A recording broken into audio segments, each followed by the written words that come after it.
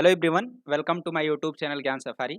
आज हम लोग इस वीडियो में आत्मनिर्भर भारत अभियान में जो इसके तहत जो इकोनॉमिक रिलीफ पैकेज लगातार फाइनेंस मिनिस्टर के द्वारा अनाउंस किए जा रहे हैं, उसकी पार्ट 4 में जो अनाउंसमेंट हुई है उसके बारे में जानेंगे डिटेल्स में कि किस किस सेक्टर को कितने कितने रुपीज मिले हैं। तो क्या क्या किस सेक्टर को बेनिफिट इससे मिलने वाला है, कैसे एम्प्लॉयमेंट जनरेट होगा। और क्योंकि इसमें बहुत इम्पॉर्टेंट सेक्टर, चाहे वो एटॉमिक सेक्टर हो, एरोस्पेस सेक्टर हो, कोल है, डिस्कॉम सेक्टर है, उसको इन्वॉल्व किया गया है। तो एक बहुत इम्पॉर्टेंट जानकारी इसमें हम लोग जानेंगे। आइए देखते हैं। और पूरी जानकारी के लिए, सही जानकारी के लिए आप वीडियो को लास्ट तक देखिएगा, क्योंकि इसमें कुछ बहुत ही इम्पॉर्टेंट अनाउंसमेंट है, उसके बारे में हम लोग देखेंगे। तो आइए चलते हैं। देखिए, सबसे पहला जो हमारा इम्पोर्टेंट इसमें जो अनाउंसमेंट किया गया है वो एटॉमिक एनर्जी सेक्टर को लेकर के, जो एटॉमिक एनर्जी से रिलेटेड रिफॉर्म है उसको लेकर के किया गया है। और इसमें कहा गया है कि एक रिसर्च रिएक्टर उसकी इस्टेब्लिशमेंट की जाएगी। वो पीपीपी मोड, जिसको पब्लिक प्राइवेट पार्टनरशिप मोड पर होगा। उसमें मेडिकल आइसोटोप्स जो होते हैं उनका प्रोडक्शन किया जाएगा, या ह्यूमैनिटी जो उस मतलब ह्यूमैनिटी का वेलफेयर कैसे उसको प्रमोट किया जाए अफोर्डेबल ट्रीटमेंट के लिए। जैसे कैंसर होता है या और ऐसी जो डिसीज होती हैं, उसमें बहुत हेल्पफुल होता है। तो उसके लिए एक रिसर्च सेंटर का इस्टेब्लिशमेंट किया जाएगा पीपीपी मोड पे। तो ये बहुत इंपॉर्टेंट इनिशिएटिव है और पेपर के लिए भी बहुत इंपॉर्टेंट है। और अगर आप देखें तो ह्यूमैनिटी के लिए भी एक बहुत इंपॉर्टेंट, क्योंकि अगर कैंसर जैसे ट्रीटमेंट से बहुत लोगों को मतलब ट्रीटमेंट कैंसर से के लिए ट्रीटमेंट नहीं मिल पाता है, बहुत लोग इससे मर जाते हैं। तो अगर रिसर्च सेंटर बनेगा तो उससे बहुत अच्छा बेनिफिट मिलने वाला है लोगों को। और जो इसमें सेकंड बात कही गई है कि एक इस्टेब्लिश करना, जो पीपीपी मोड पे फैसिलिटीज इस्टेब्लिश होंगी, उससे क्या होगा कि जो ई रेडिएशन टेक्नोलॉजी है उसका यूज किया जाएगा। किस चीज़ के लिए यूज किया जाएगा? फूड प्रिजर्वेशन के लिए। कि जो हमारे एग्रीकल्चरल रिफॉर्म होने वाले हैं या किसानों को कैसे मदद किया जाए, इसमें भी उनको हेल्प मिलने वाली है। और जो तीसरी इंपॉर्टेंट बात की कही गई है कि जो इंडिया के जो स्टार्टअप्स हैं, स्टार्टअप्स इकोसिस्टम हैं, उसको कैसे न्यूक्लियर सेक्टर से कैसे जोड़ा जाए। तो उसके लिए एक टेक्नोलॉजी डेवलपमेंट कम इंक्यूबेशन सेंटर वो सेट किया जाएगा कि कैसे रिसर्च फैसिलिटीज़ और जो टेक एंटरप्रेन्योर है, टेक्नोलॉजिकल एंटरप्रेन्योर्स हैं, कैसे उसको इसमें इन्वॉल्व किया जाए। तो एक एटॉमिक एनर्जी से रिलेटेड, क्योंकि एटॉमिक एनर्जी बहुत सरकार का एक बहुत इंपॉर्टेंट एक पार्ट होता है, कि जैसे कि आप लोगों को पता है एटम बम या कुछ चीज़ों में मतलब इसका यूज किया जा सकता है। और ये मंत्रालय प्राइम मिनिस्टर के पास खुद होता है, उसको खुद मॉनिटर करते हैं। तो बहुत इंपॉर्टेंट इससे रिलेटेड अगर इसमें रिफॉर्म हो रहे हैं तो ये बहुत बड़ी बात है अपने आप में। नेक्स्ट स्टेप पे चलते हैं। अगर आप देखें, नेक्स्ट स्टेप में कहा गया है कि बूस्टिंग प्राइवेट सेक्टर इन्वेस्टमेंट इन social infrastructure through revamp viability gap funding scheme. मतलब जो हमारा सोशल इंफ्रास्ट्रक्चर है उसमें कैसे हम प्राइवेट इन्वेस्टमेंट को बढ़ावा दें और कैसे उसकी फंडिंग स्कीम को सुधारें, उसके लिए 8,100 करोड़ रुपीज़, मतलब 8,100 करोड़ रुपीज़ का प्रोविज़न किया गया है। क्योंकि अगर आप देखें तो हमारे यहाँ जो सोशल इंफ्रास्ट्रक्चर प्रोजेक्ट हैं, वो मतलब उसको सही तरीके से एक मतलब मेजरमेंट, मतलब उनको सही सपोर्ट नहीं मिल पाता है। तो उसके लिए सरकार एक खुद फंडिंग करेगी 30%। मतलब कोई भी प्रोजेक्ट कास्ट है तो उसका जो 30% अप टू 30% है, वो जिसको बोलते हैं quantum of viability gap funding, VGF बोलते हैं, उसके तहत सरकार इसकी खुद फंडिंग करेगी। और चाहे वो मतलब सेंटर हो या स्टेट की खुद की बॉडी हो, कोई सेंटर भी कर सकती है और स्टेट गवर्नमेंट भी कर सकती है। और दूसरी चीज़ है कि for the other sector VGF existing support of 20% to each from. और अगर किसी और सेक्टर की बात करें, किसी भी सेक्टर में हो, तो उसमें सरकार 20% तक का वो सपोर्ट देगी। चाहे वो गवर्नमेंट ऑफ इंडिया से मिल सकता है और स्टेट गवर्नमेंट से, या जो भी है वो कंटिन्यू रहेगा, वो बंद नहीं होगा। तो इसके लिए 8,100 करोड़ रुपीज़ का प्रोविज़न किया गया है। अब बात आती है कि जो भी प्रोजेक्ट है वो सेंट्रल मिनिस्ट्री जो हैं आपकी या स्टेट गवर्नमेंट है उनके द्वारा प्रपोज की जाएंगी, और फिर यहाँ से वो अपना हेल्प ले सकती हैं। और नेक्स्ट आपका बहुत इंपॉर्टेंट एक इनिशिएटिव देखें कि boosting private participation in space activities. जो हमारी स्पेस एक्टिविटीज़ होती हैं उसमें प्राइवेट पार्टिसिपेशन को कैसे इन्वॉल्व किया जाए, उसके लिए भी सरकार इंपॉर्टेंट स्टेप लेने जा रही है। क्योंकि अगर आप देखें तो इंडिया में जो स्पेस सेंटर है इसरो का है, तो उसके उसमें प्राइवेट सेक्टर की अभी तक पार्टिसिपेशन नहीं थी। तो अगर अब ऐसा होगा तो उसमें प्राइवेट सेक्टर अपना एक खुद इन्वॉल्व हो सकते हैं। तो इससे सरकार को एक इम्पॉर्टेंट मतलब इसरो को भी इसमें रेवेन्यू मिलेगा, एक अच्छा पैसा मिलेगा, क्योंकि दुनिया की बहुत सारी एजेंसियां जो हैं, जैसे अमेरिका की बात करें तो वहाँ पर स्पेस एक्स है, या बहुत सारी ऐसी जो एजेंसियां हैं वो प्राइवेट पार्टिसिपेशन वहाँ पर करवाती हैं, तो उससे वो एक अच्छी इनकम उनको मिलती है। तो सिंपल सिंपल सी बात है, इसमें कहा गया है कि अगर कोई भी प्राइवेट सेक्टर है, वो अगर चाहता है तो इसरो की फैसिलिटीज़ को यूज़ कर सकता है। कुछ भी अगर वो चाहे कुछ भी लॉन्च करना चाहता है तो यहाँ से इस इसरो की जो भी फैसिलिटीज़ हैं उसको यूज़ कर सकता है। और इनमें कहा गया है कि जो सरकार मतलब इसरो खुद उनको जो अपना डेटा है वो प्रोवाइड कराएगी, कोई प्रॉब्लम नहीं होगी। तो सिंपल सी बात है कि फ्यूचर प्रोजेक्ट देखें कि उसमें कहा गया है कि आउटर स्पेस ट्रेवल ईटीसी, जो भी आउटर स्पेस ट्रेवल की बात की गई है वो भी प्राइवेट सेक्टर के लिए खोल दिया गया है। Liberal geo spatial data policy for providing remote sensing data to tech entrepreneur. और जो टेक एंटरप्रेन्योर हैं अगर उनको रिमोट सेंसिंग डेटा चाहिए तो उसको इसरो प्रोवाइड करेगा। और मतलब सिंपल सिंपल सी बात है कि अगर प्राइवेट पार्टिसिपेशन बहुत अच्छा होगा तो इससे इसरो भी बहुत आगे जाएगा और एक्सपीरियंस बढ़ेगा, क्योंकि लगातार बहुत सारे ऐसे प्रोजेक्ट इसरो के आने वाले हैं जो बहुत बड़े लेवल के हैं। तो एक बहुत इंपॉर्टेंट एक क्रूशियल प्रोजेक्ट होने वाला है सब। नेक्स्ट जो है उसमें privatisation of distribution in UT, जो हमारी यूनियन टेरिटरीज हैं वहाँ पर जो पावर का डिस्ट्रीब्यूशन होता है उसको प्राइवेटाइजेशन की बात की गई है। कि उसमें जो मतलब जितने भी पावर डिपार्टमेंट हैं आपके यूनियन टेरिटरीज में उसको प्राइवेटाइज कर दिया जाएगा, जिससे कि कंज्यूमर को बेटर सर्विस मिल सके, और ऑपरेशन जो है वो इम्प्रूव हो जाएगा, जो फाइनेंशियल एफिशिएंसी होगी डिस्ट्रीब्यूशन में वो आएगी। और मतलब सिंपल सी बात है कि इससे देश को भी एक फ़ायदा होने वाला है। एक सरकार इसको एक मॉडल के तौर पे देख रही है। नेक्स्ट में टैरिफ पॉलिसी रिफॉर्म भी सरकार लेकर के आ रही है। उसमें 3 पार्ट में उसको डिवाइड किया है कि जो टैरिफ पॉलिसी है वो उसमें क्या-क्या होंगे। एक तो कंज्यूमर राइट की बात की गई है, प्रमोट इंडस्ट्री दूसरी बात है, तीसरी बात है कि सस्टेनेबिलिटी ऑफ सेक्टर। 3 बात इसमें इम्पोर्टेंट की गई है। तो जो कंज्यूमर राइट की बात की गई है कि जो डिस्कॉम है वो मतलब कंज्यूमर के जो मतलब कंज्यूमर के ऊपर बोझ ना डालें, किसी भी काम को आसानी से कैसे हैंडल किया जाए, तो उसको देखना है। कंज्यूमर के राइट क्या-क्या हैं उसको उनको मिलने चाहिए, और इंडस्ट्री को कैसे प्रमोट किया जाए। एक प्रोग्रेसिव जिसको बोलते हैं कि मतलब टाइम बाउंड ग्रांट हो, आराम से उनको पैसा मिल सके, समय-समय पे पैसा मिल सके, और जैसे कि लाइट कटे ना उसके लिए कैसे हम एक प्रोविज़न करें, कमी ना हो उनके पास किसी चीज़ की। और सस्टेनेबिलिटी ऑफ सेक्टर मतलब उनके जो एसेट्स हैं उसमें कोई रेगुलरिटी मतलब कोई भी ऐसी प्रॉब्लम ना आए, और टाइमली पेमेंट हो, कोई डीबीटी फॉर सब्सिडी जो डायरेक्ट बेनिफिट ट्रांसफर्स होते हैं सब्सिडी के लिए, तो वो सब चीज़ें जो है आराम से होती रहें। स्मार्ट प्रीपेड मीटर लगाए जाएँ, जैसा कि आप लोगों को पता होगा हर जगह अब स्मार्ट मीटर ऐसे लगाए जा रहे हैं इलेक्ट्रिक के। तो ये टैरिफ पॉलिसी रिफॉर्म को लेकर के सरकार ने बहुत सारे कदम उठाए हैं। अब दूसरी चीज़ आती है कि India to become a global hub for aircraft maintenance, repair and overhaul. India को एक ग्लोबल हब बनाना है, उसको लेकर के किस चीज़ में, एयरक्राफ्ट मेंटेनेंस हो गया, रिपेयर हो गया और ओवरहॉल एमआरओ जिसको बोलते हैं, इस सेक्टर को भी लेकर के सरकार बहुत बड़ा कदम उठाई है कि जो एक टैक्स रिजीम होता है एमआरओ का उसको रैशनलाइज किया जाए। जो एयरक्राफ्ट कंपोनेंट रिपेयर्स होते हैं या एयरफ्रेम मेंटेनेंस होता है उसको इंक्रीज करके पहले 800 करोड़ का था उसको बढ़ा करके 2000 करोड़ का 3 इयर्स में कर दिया गया है, उसको बढ़ा दिया गया है। तो दूसरी बात आती है कि जो मेजर इंजन मैन्युफैक्चरर्स हैं वर्ल्ड में वो यहाँ पर जो इंजन रिपेयर फैसिलिटीज़ हैं इंडिया में आने वाले समय में बनाएं सेट करें, तो उसके लिए भी सरकार बहुत कदम ऐसे उठाने जा रही है। दूसरी चीज़ आती है convergence between defence sector and the civil MROs. जो डिफेंस सेक्टर्स हैं और जो सिविलियन जो हमारे एयरक्राफ्ट होते हैं उनके बीच में कैसे तालमेल बैठाया जाए कि जो आसानी से दोनों एक दूसरे का कोऑपरेट करके आगे बढ़ सकें।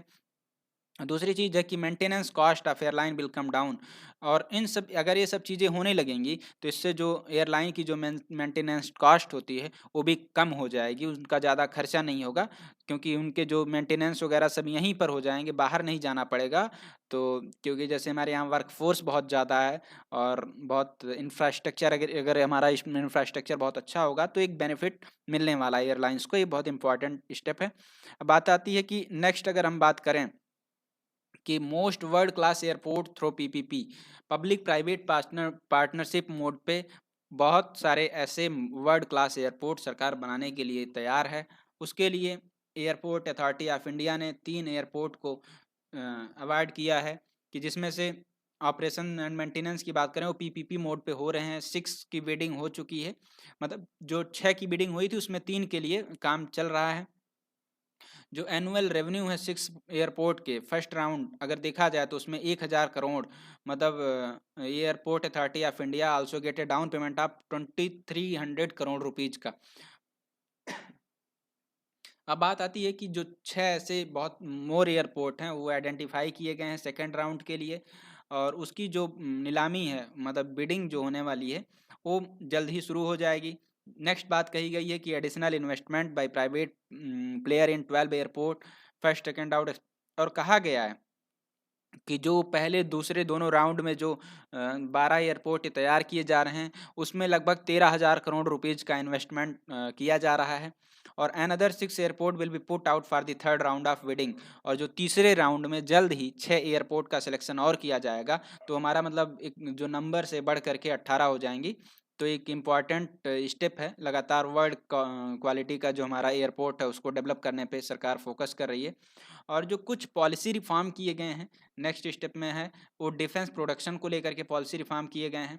बहुत इंपॉर्टेंट पॉइंट है, अगर हमारे देखा जाए कि जो डिफेंस प्रोडक्शन है, लोकल डिफेंस प्रोडक्शन उसको कैसे बढ़ाया जाए, इंडिजीनियस कैसे किया जाए, तो उसमें एफडीआई लिमिट है जो डिफेंस मैन्युफैक्चरिंग में उसको बढ़ा दिया गया ऑटोमेटिक रूट के थ्रू। जो एफडीआई लिमिट होती थी वो पहले 49% थी, उसको बढ़ाकर 74% कर दिया गया है। तो एक इन्वेस्टमेंट हमारे पास फॉरेन डायरेक्ट इन्वेस्टमेंट आएगा, और मैन्युफैक्चरिंग हमारे पास जो होगी वो बढ़ जाएगी, और हम लोग अपना खुद का एक प्रोडक्ट तैयार कर सकेंगे। तो एक बहुत इंपॉर्टेंट जो स्टेप लिया गया है डिफेंस प्रोडक्शन को लेकर के लिया गया है। सरकार लगातार सेल्फ मतलब आत्मनिर्भर बनाने को लेकर के फोकस कर रही है, और एफडीआई को लेकर के। हालांकि ये सब जो रिफॉर्म है, रिफॉर्म रिलेटेड जो पॉलिसीज हैं, ये सब बजट में होनी चाहिए थी तो ज़्यादा अच्छा होता, और इस समय इन सबको लाने की जरूरत नहीं थी, लेकिन पर ठीक है जो भी सरकार कर रही है। और क्योंकि इसका जो रिजल्ट है तुरंत देखने को नहीं मिलेगा, एक ऐसे प्रोजेक्ट हैं जिनका लॉन्ग टर्म में इसके जो रिजल्ट हैं वो देखने को मिलेंगे, थोड़ा टाइम लगेगा इसका रिजल्ट देखने में। और इसमें कहा गया है कि जो time bound defence procurement process, एक मतलब एक कोई भी काम एक टाइम के अंदर करना है, और जो faster decision making will be answered in by, जो जल्दी से जल्द मतलब कोई भी डिसीजन बहुत तेजी से लिए जाएं उसको लेकर के सरकार इसमें काम करेगी।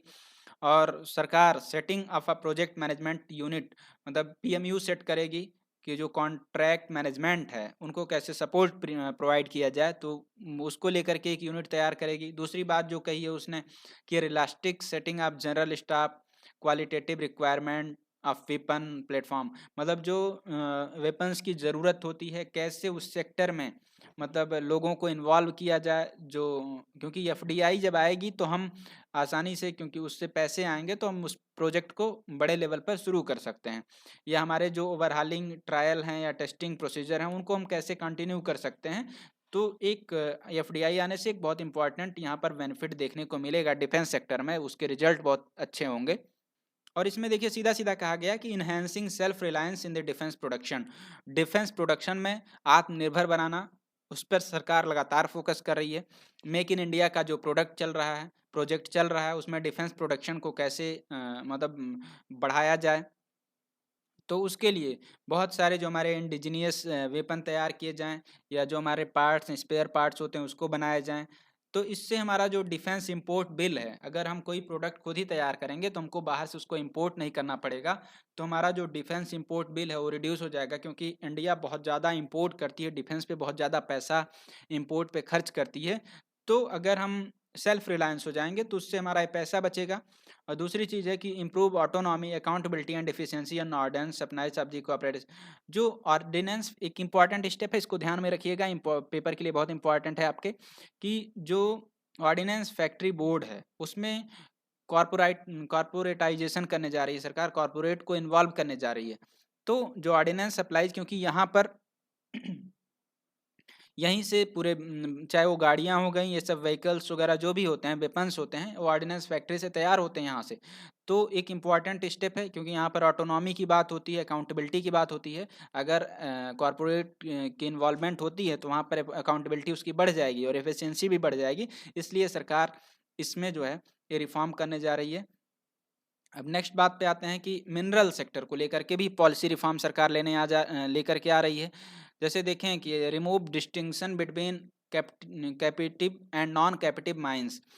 जो माइनिंग है, मतलब माइनिंग लीज जिसको बोलते हैं, या अनयूज्ड जो मिनरल्स हैं, कैसे उसका हम यूज करें, एफिशिएंसी उसकी कैसे बढ़ाएं, माइनिंग जो प्रोडक्शन है उसको कैसे बढ़ाएं, उसको लेकर के सरकार कदम उठा रही है।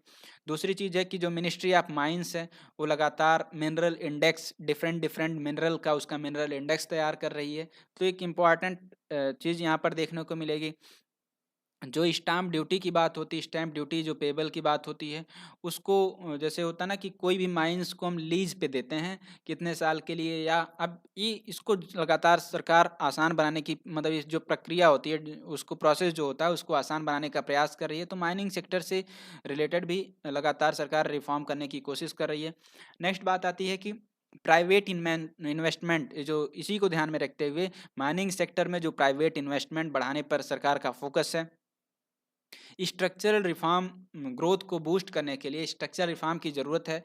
इस यहाँ पर एम्प्लॉयमेंट भी बहुत ज़्यादा जनरेट हो सकता है, और टेक्नोलॉजी को कैसे हम यूज़ करें आसानी से, वो यहाँ पर देखने को मिल सकता है। और इसमें कहा गया है कि जो 500 ऐसे हमारे माइनिंग ब्लॉक्स हैं वो ऑफ़र किए गए हैं कि कोई भी मतलब ऑक्शन इसकी होने वाली है, कोई भी अपना इसमें पार्टिसिपेशन कर सकता है, और ये ऑक्शन जो होगी, इसकी जो नीलामी होगी वो ट्रांसपेरेंट होगी। और इसमें कहा गया है कि introduction joint auction of bauxite and coal mineral block, जो बॉक्साइट और जो कोल मिनरल ब्लॉक है इसका जॉइंट ऑक्शन होगा। इस ऐसा क्यों किया जा रहा है? इससे हमारा जो एल्युमिनियम इंडस्ट्री है उसकी जो कम्पिटिटिवनेस है वो इन्हेंस हो जाएगी। और एक एक फ़ायदा इससे होगा कि जो एल्युमिनियम इंडस्ट्रीज है उसको इलेक्ट्रिसिटी जो कॉस्ट होगी वो क्या हो जाएगी, कम हो जाएगी। तो इससे एल्युमिनियम इंडस्ट्री को भी बहुत अच्छा फ़ायदा मिलने वाला है। अब कोल से रिलेटेड भी कुछ ऐसे पॉलिसी रिफॉर्म किए गए हैं, उसको लिबरलाइज किया गया है कोल सेक्टर में।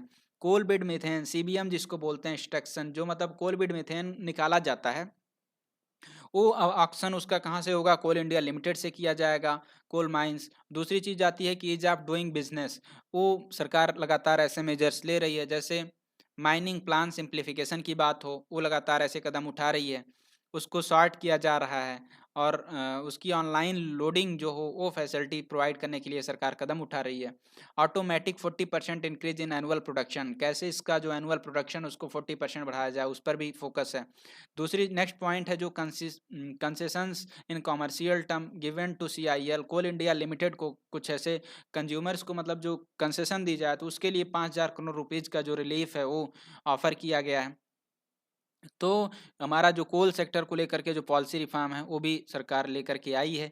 अब उसमें और भी कहा गया है कि जो डाइवर्सिफाइड अपॉर्चुनिटीज़ है कोल सेक्टर में, उसमें 50,000 करोड़ का इन्वेस्टमेंट सरकार कर रही है। कोल गैसिफिकेशन या liquidification will be incentivised through rebate in revenue shares. जो कोल गैसिफिकेशन किया जाना है, लिक्विडिफिकेशन किया जाना है, उसमें भी सरकार कुछ इन लोगों को छूट प्रोवाइड करेगी। इससे क्या होगा कि उसका जो इन्वायरमेंट पर ज़्यादा इम्पैक्ट नहीं पड़ेगा, नेगेटिव इम्पैक्ट नहीं पड़ेगा। और जो गैस बेस्ड इकोनॉमी है, मतलब लगातार इससे भारत को आगे बढ़ने में हेल्प मिलेगी। नेक्स्ट पॉइंट कहा गया कि जो आपका इंफ्रास्ट्रक्चर डेवलपमेंट है वो 50,000 करोड़ रुपीज़ का है। इससे क्या होगा कि जो कोल इंडिया लिमिटेड का जो टारगेट है कि 1 बिलियन टन कोल प्रोडक्शन का मतलब 2023 से 24 के बीच में, तो ये पूरा करने में, अचीव करने में बहुत हेल्पफुल होने वाला है। इसमें 18,000 करोड़ रुपीज़ का जो इन्वेस्टमेंट है वो ट्रांसफ़र कर दिया जाएगा मैकेनाइज्ड ट्रांसफ़र ऑफ कोल में, या from mines to railway siding में कर दिया जाएगा। और दूसरी चीज़ है कि this measures will also help to reduce environmental impact. तो जो अगर ये सब कदम उठाए जाते हैं तो इससे हमारा जो इन्वायरमेंट पर जो इम्पैक्ट पड़ता है वो कम हो जाएगा। तो ये इम्पॉर्टेंट इसमें इसके फीचर्स थे। और कोल को लेकर के सरकार ने बहुत सारे ऐसे कदम उठाए हैं। अगर आप देखें तो इसमें जो कॉमर्शियल माइनिंग, कोल सेक्टर में कॉमर्शियल माइनिंग को भी सरकार ने छूट दे दी है। तो exploration cum production regime for party, मतलब जो प्राइवेट सेक्टर अब इसमें जो है कॉमर्शियल माइनिंग कर सकते हैं। अभी तक ऐसा नहीं था। तो एक इम्पॉर्टेंट स्टेप ये भी है। नेक्स्ट बात आती है, इसमें देखें कि पॉलिसी रिफॉर्म में कहा गया है कि एंटी नाम विल बी लिबरलाइज। जो 50 ब्लॉक हैं वो ऑफर्ड, तुरंत सरकार इसके लिए तैयार है कि ये 50 ब्लॉक को कमर्शियल जो माइनिंग करनी है इसके लिए सरकार ने ऑफर कर दिया है। इसकी कोई एलिजिबिलिटी कंडीशन नहीं है, वनली पेमेंट की बात की गई है कि अपफ्रंट पेमेंट अगर किसी को लेना है ब्लॉक को तो वहाँ पर कमर्शियल माइनिंग कर सकता है। तो सरकार इसको बहुत जल्दी से जल्दी, इसमें सरकार ने बोला है कि कंपटीशन होगा, ट्रांसपेरेंसी होगी जब प्राइवेट पार्टिसिपेशन, सॉरी, तो जब प्राइवेट पार्टिसिपेशन होगा तो इसमें ट्रांसपेरेंसी भी आएगी। तो कोल सेक्टर को लेकर के सरकार ने बहुत इंपॉर्टेंट ऐसे स्टेप्स लिए हैं। अब बात आती है कि इंडस्ट्रियल इंफ्रास्ट्रक्चर को डेवलप करने के लिए, उसको अपग्रेड करने के लिए भी सरकार फोकस कर रही है। इसमें कहा गया है कि ये जो स्कीम है इसको स्टेट में इम्प्लीमेंट की जाएगी कि कैसे इंडस्ट्रियल क्लस्टर जो है हमारे उसको अपग्रेड किया जाए, एक कॉमन इंफ्रास्ट्रक्चर फैसिलिटी क्रिएट की जाए। दूसरी चीज़ आती है कि इंडस्ट्रियल लैंड है या लैंड बैंक है, कैसे हम इन्वेस्टमेंट को बढ़ाएं उसके लिए, क्योंकि जब ये भी इन्वेस्टमेंट आता है तो उसके लिए हमको लैंड की ज़रूरत होती है।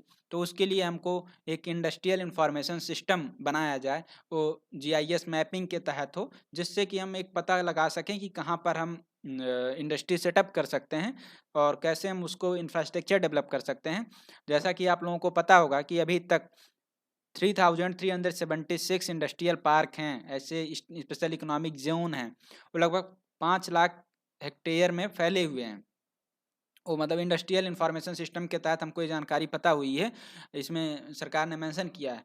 और all industrial park will be ranked इन 2021, और जितने भी इंडस्ट्रियल पार्क हैं उसको 2020 से 21 के बीच में उनको रैंक दे दी जाएगी। और इसको लेकर के सरकार ने पॉलिसी रिफॉर्म भी किया है कि जो फास्ट ट्रैक इन्वेस्टमेंट कैसे आए, कैसे लगातार इन्वेस्टमेंट आए, आत्मनिर्भर भारत को कैसे हम आगे इस प्रोजेक्ट को, मतलब इस प्रोजेक्ट से कैसे हेल्प लिया जा सकता है आत्मनिर्भर भारत बनने में। तो उसके लिए fast track investment clearance through empowered group of secretaries, EGOS बनाया गया है, एम्पावर्ड ग्रुप ऑफ सेक्रेटरीज। यहाँ पर फास्ट ट्रैक क्लियरेंस मिलेगी, अगर कोई इन्वेस्टमेंट करने के लिए अपना प्रपोजल लेकर के आता है यहाँ से तो उसको तुरंत क्लियरेंस मिलेगी। एक प्रोजेक्ट डेवलपमेंट सेल अलग से बनाया जाएगा, वो हर मिनिस्ट्री के लोग वहाँ पर अपना एक प्रोजेक्ट तैयार करेंगे, लोगों के साथ मिल करके, स्टेट गवर्नमेंट की जो अथॉरिटी उसके साथ मिल करके दोनों लोग काम करेंगे, जिससे कि बहुत जल्दी जल्दी वो प्रोजेक्ट सैंक्शन होता रहे। बात आती है कि रैंकिंग की, कि जो स्टेन ऑन इन्वेस्टमेंट अट्रैक्टिवनेस, वो सरकार सेट करेगी कि किस स्टेटमेंट में सबसे ज़्यादा, किस स्टेट में सबसे ज़्यादा इन्वेस्टमेंट अट्रैक्ट किया है, उसकी रैंकिंग एक बनाई जाए। सारे स्टेट को रैंकिंग दी जाए कि यहाँ पर इन्वेस्टमेंट ज़्यादा अच्छा है, यहाँ पर इन्वेस्टमेंट का अट्रैक्टिवनेस बहुत ज़्यादा अच्छा है। तो इससे लोगों को, मतलब इंडस्ट्रीज को, जो इसमें इन्वेस्टर्स हैं उनको बेनिफिट होगा, आसानी होगी, कहाँ पर वो आसानी से इन्वेस्ट कर सकते हैं। नेक्स्ट जो पॉइंट है उसमें कहा गया है कि इंसेंटिव स्कीम दी जाए, new champion sectors will be launch in sector such as solar, जैसे सोलर पैनल को लेकर के, क्योंकि इंटरनेशनल सोलर अलायंस हुआ था, वो भारत की एक पहल है, बहुत अच्छा कदम भी है, उसको दुनिया से अप्रिशिएट भी किया इस कदम को। तो अब जो सोलर जो पैनल है उसका प्रोडक्शन, उसकी मैन्युफैक्चरिंग को लेकर के ऐसे कुछ इंसेंटिव स्कीम सरकार लेकर के आ रही है। और जो एडवांस सेल बैटरी स्टोरेज है उसको कैसे बढ़ाया जाए, इस दिशा में भी सरकार जो पॉलिसी रिफॉर्म लेकर के आई है। तो ये आज जो इंफ्रास्ट्रक्चर से रिलेटेड पूरे रिफॉर्म थे, उस इस वीडियो में हमने आपको पूरा एक्सप्लेन किया है, क्योंकि जो पार्ट 4 है इसमें इंफ्रास्ट्रक्चर पर ज़्यादा फोकस किया गया है। उम्मीद है कि ये वीडियो आपको पूरा समझ में आया होगा, पूरी जानकारी अच्छे से क्लियर हुई होगी आपको। और वीडियो अच्छा लगा हो तो लाइक करिएगा, शेयर करिएगा और चैनल को सब्सक्राइब करिएगा। और पार्ट 5 भी आने वाला है, उसमें भी कुछ अनाउंसमेंट होगी, उसको हम भी नेक्स्ट वीडियो में आपको शेयर करेंगे। तो वीडियो को ज़रूर देखिएगा। Thank you very much.